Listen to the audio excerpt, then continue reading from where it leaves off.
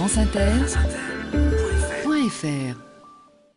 Ce n'est pas l'homme qui prend la mer, c'est la mer qui prend l'homme. Tatatin.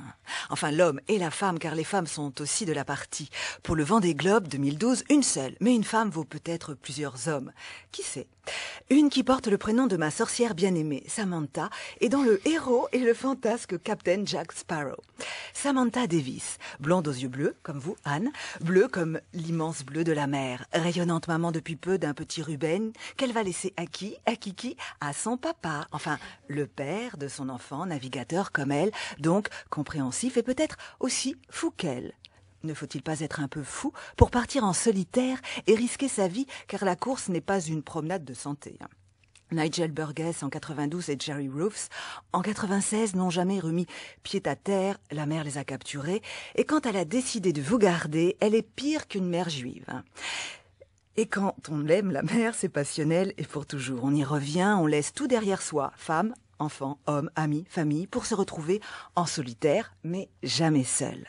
L'immensité est une présence forte, merveilleuse, addictive. Comme nous l'a fait si justement remarquer Victor Hugo, le monosyllabe a une étrange capacité d'immensité. Mer, vent, ciel, lune, oui, non, Dieu. Naviguer, c'est savoir calculer, pas seulement les risques, c'est dormir d'un œil et d'une oreille, pourquoi pas, c'est négocier avec les éléments et aussi se fondre dans la lumière magique d'un coucher, d'un lever de soleil. Une possibilité de vivre et non de rêver son rêve, même s'il peut parfois se transformer en cauchemar. Le marin a aussi un pouvoir de séduction incontestable. Mal rasé, barbu, furieusement tendance aujourd'hui. Sentant définitivement l'homme. Normal, il ne change pas de slip, ni de maillot de corps tous les jours. Quand il en change. Il y en a qui aiment ça, paraît-il.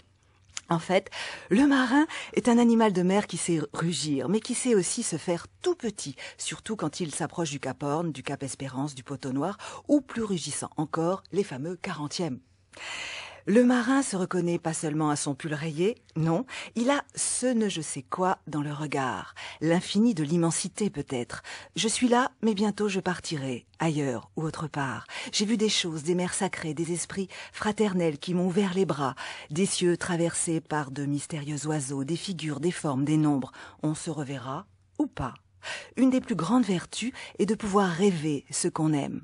Au retour, il se peut aussi qu'on ait envie de repartir le plus vite possible. En fait, le marin est un enfant. Il retourne toujours à la mer. Et les enfants, comme l'a écrit Christian Bobin, sont comme les marins.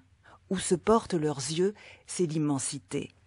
C'est vrai, ne faut-il pas avoir des yeux d'enfant pour toujours s'émerveiller, des doigts agiles et des mains fortes pour faire monter, descendre les voiles, et aussi ouvrir ces portes sur la mer que l'on ouvre non pas avec des mots, mais avec des silences. Alors, chut.